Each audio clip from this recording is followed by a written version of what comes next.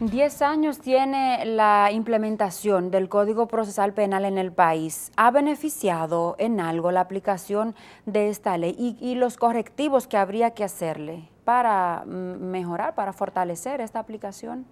Ciertamente cumplimos 10 años, ya no es un bebé el Código Procesal Penal, pero yo voy a tomar las palabras de una profesora, Olga Elena Resumil, decía que los códigos son tan buenos como los operadores que la administran. Las normas no son malas. Lo que hacemos mal a las normas somos nosotros, los operadores, los sujetos procesales. Y el Código Procesal Penal necesita un buen Ministerio Público, una policía técnica judicial que funcione, una defensoría pública y jueces. Y claro está, dentro de todo eso, edificación, equipamiento y una buena gestión. Encontramos en estos momentos que la semana pasada, huelga del Ministerio Público por aumento salarial. Sí, señora. Protesta a una parada de la defensa pública que tiene 6 años que no se le aumentan sus salarios. Un poder judicial deprimido, voy a decir así, deprimido, que no dice que se le aumente el presupuesto, pero los jueces, las asociaciones de jueces, interpusieron un amparo por el tema del presupuesto y de los cuales sus pares, la propia clase, no lo consideró así. Y una policía técnica judicial que todavía es inexistente. En este sentido, pues, encontramos múltiples disfuncionalidades que no permiten que el Código Procesal Penal fluya, que es lo que nos prometieron. Nos prometieron primero investigar y después acusar. Lo que hacemos es tranco y después investigo.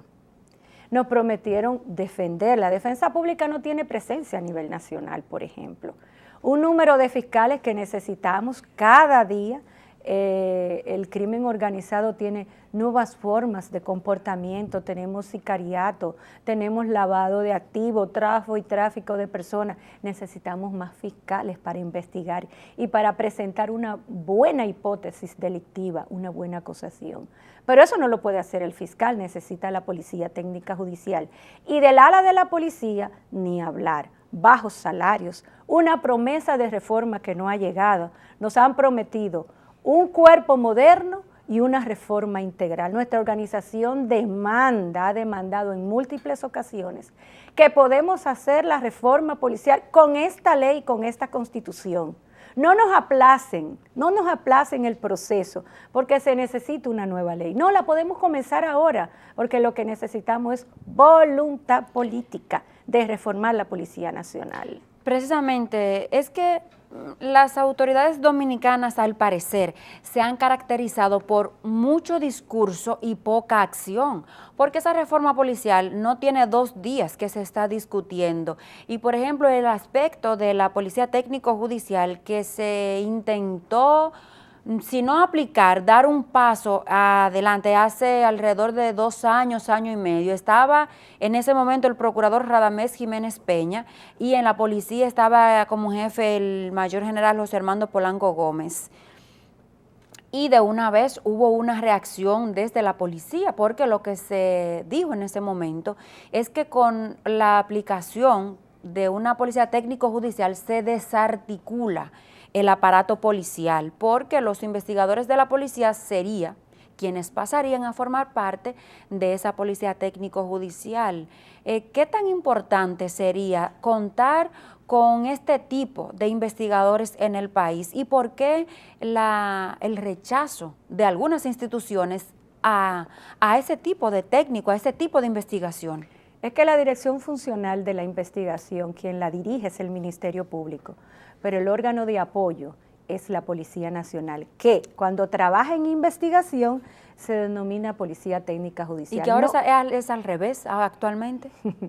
No es, ha habido muchos intentos de armar una Policía Técnica Judicial que trabaje articulada con el Ministerio Público, que al final de cuentas es quien presenta la acusación, quien presenta la prueba, pero no hay interés de tener un buen órgano investigador, un buen órgano acusador que presente la acusación. Es que no hay interés.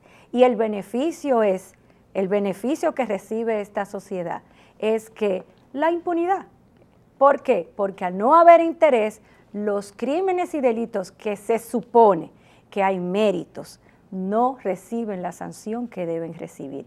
Y aquellos que tienen el poder político y el poder económico pueden rehuir el peso de la balanza de Temis, de la justicia, lo pueden hacer. Nuestras cárceles están llenas de pobres, pero no de los que le han hecho daño realmente a la sociedad dominicana. Usted mencionaba ahorita el lavado de activos, el sicariato, el procurador que conforma, el procurador adjunto de esta unidad de la Procuraduría Antilavado de Activos, ha dicho que se debe modificar el tratado de extradición con Estados Unidos porque al menos es lo que se ve, se van de aquí para allá, no así traer de Estados Unidos para acá.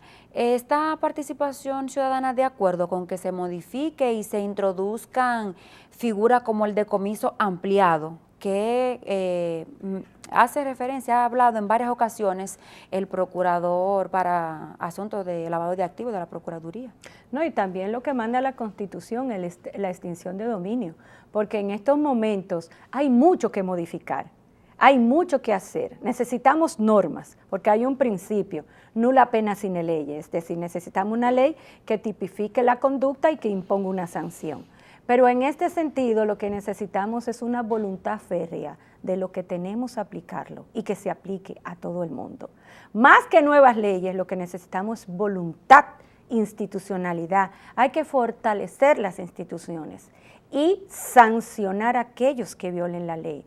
Con ese poder disuasivo de la aplicación de la pena, las conductas de nuestros hombres y mujeres van a cambiar.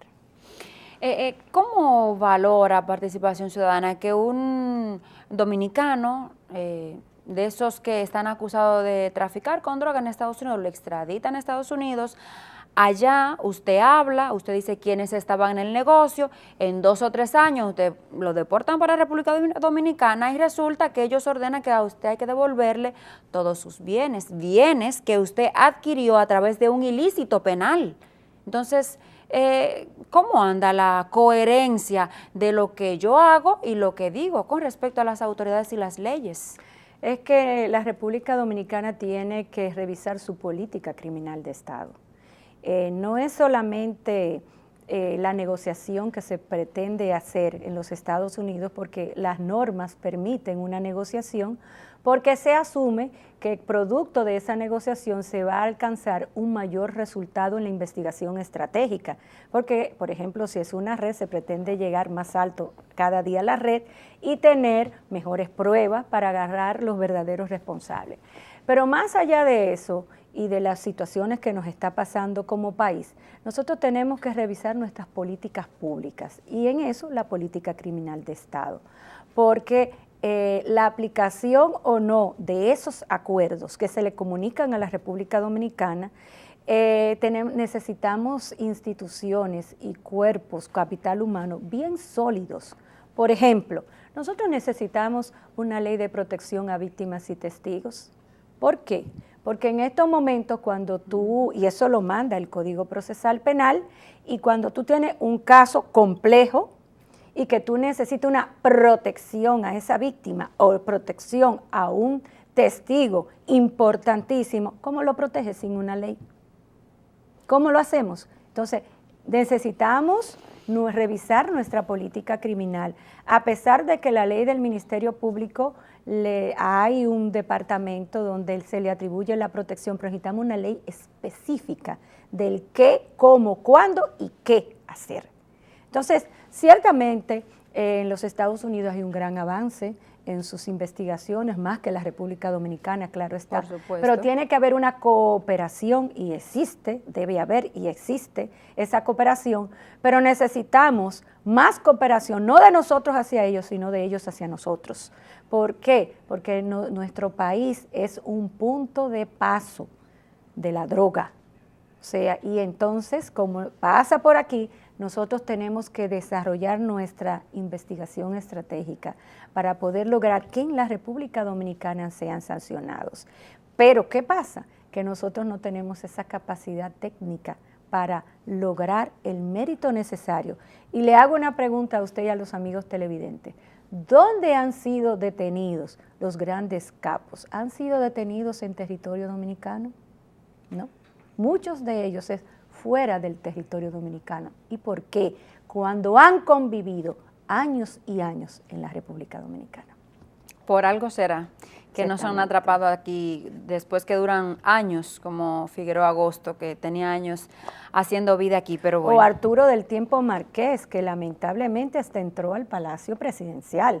Entonces, cuando pasan esas cosas, no tenemos que revisar. Por eso digo, hay que revisar la política pública, la política criminal y fortalecer nuestros cuerpos de seguridad, porque aquí en la República Dominicana y muy a nuestro pesar puede pasar cualquier cosa. Sí, lamentablemente esa es una de nuestras realidades.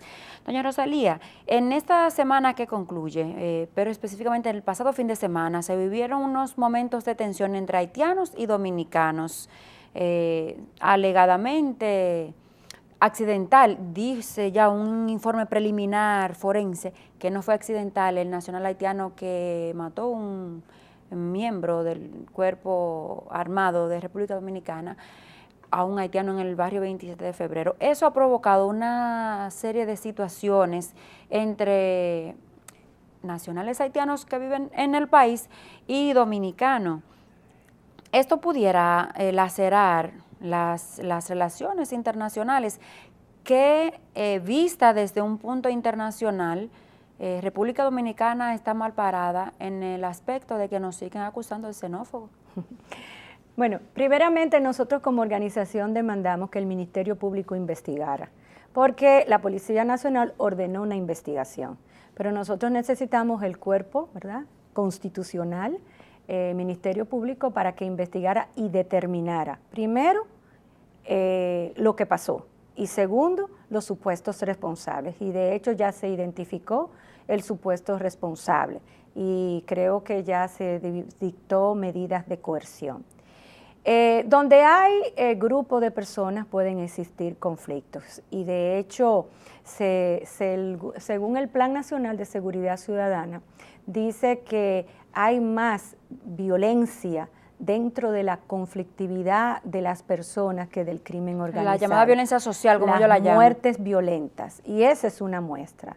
Entonces, nosotros lo que vemos es que algunos ultranacionalistas siempre están asusando a una división de dos, vamos a decir, países, dos estados que conviven en un mismo territorio, en una misma isla. Y se nos tilda de muchas situaciones. Yo quisiera saber cómo se nos tilda en Haití también, a nosotros y en el mundo internacional. Y por lo tanto, nosotros tenemos que mejorar nuestra imagen y nuestras autoridades, diputados, la Dirección de Migración, todo eso tenemos que mejorar. Porque aún actuando, aplicando la ley, tenemos que aplicarla con rostro humano en estos momentos, más que todo. Y tener en cuenta de que hay acuerdos internacionales que cumplir. La República Dominicana no es una isla, pero es parte de una comunidad internacional donde se ha comprometido de cumplir y hacer cumplir los derechos humanos. Y cualquier persona que viole la ley debe ser investigada, debe ser presentada ante un juez, nunca aplicar la justicia en nuestras manos y debe ser juzgada y en virtud de las pruebas o condenada o declarada inocente. Eso es lo que tenemos y tenemos que cumplir y hacer cumplir.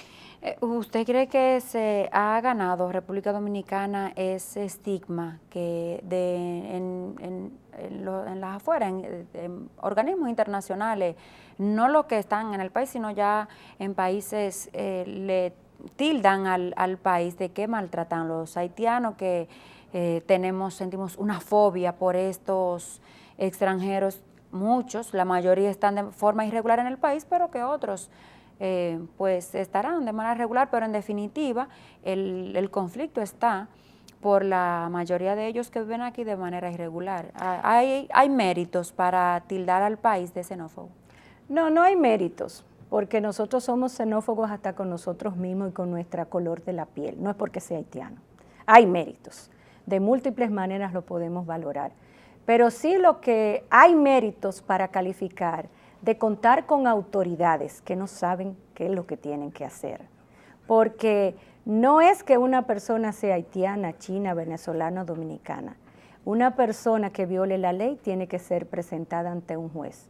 Entonces, si tomamos los haitianos, lo montamos en la camiona, como dicen ellos mismos, no usamos el procedimiento administrativo regular, los expulsamos, los extorsionamos, lo tratamos como que no son personas, hay méritos para calificarnos como autoridades que no cumplen con la ley, porque eso no es lo que dice la Constitución ni las leyes adjetivas. Entonces tenemos que tener mucho cuidado, porque de los informes que salen hacia afuera es porque se redactan aquí adentro.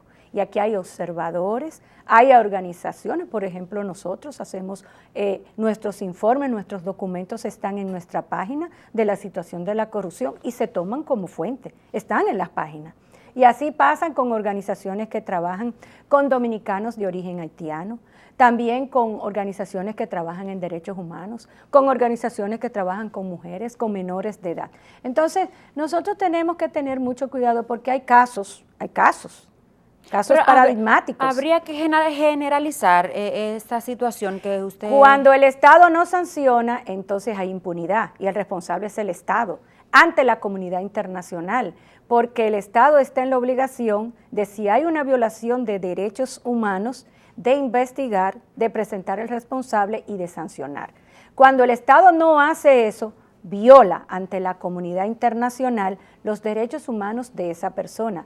De hecho, el Estado Dominicano tiene 3 sentencias donde se ha declarado responsable de violación de los derechos humanos ante la Corte Interamericana de Derechos Humanos.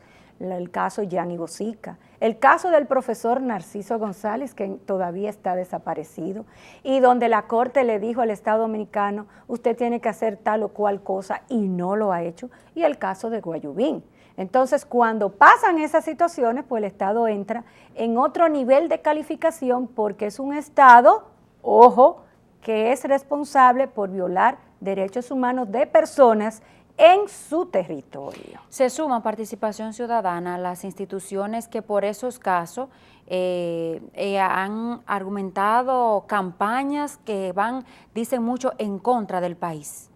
No, nosotros no estamos en contra del país, ni nos sumamos porque nosotros no salimos afuera. Nosotros, y por eso se nos ve una organización dura, nosotros atacamos de frente la corrupción administrativa, atacamos que se cumpla la ley. Incluso nosotros tenemos un protocolo por la transparencia y la institucionalidad que firmó el candidato y presidente de la República en mayo del 2012 y nosotros hemos hecho 2 monitoreos para ver si realmente el hoy presidente que se comprometió cuando fue candidato, que si ganaba iba a cumplir 21 puntos, nosotros lo monitoreamos y lo subimos a la página. ¿Y qué ha pasado? Nosotros no hacemos campaña bajo ninguna circunstancia fuera del territorio nacional. El que se hace campaña es el propio Estado Dominicano. ¿Y qué ha pasado? ¿Qué pasó con ese monitoreo que le hizo Participación Ciudadana? Nosotros primero valoramos y reconocemos los aspectos positivos, como por ejemplo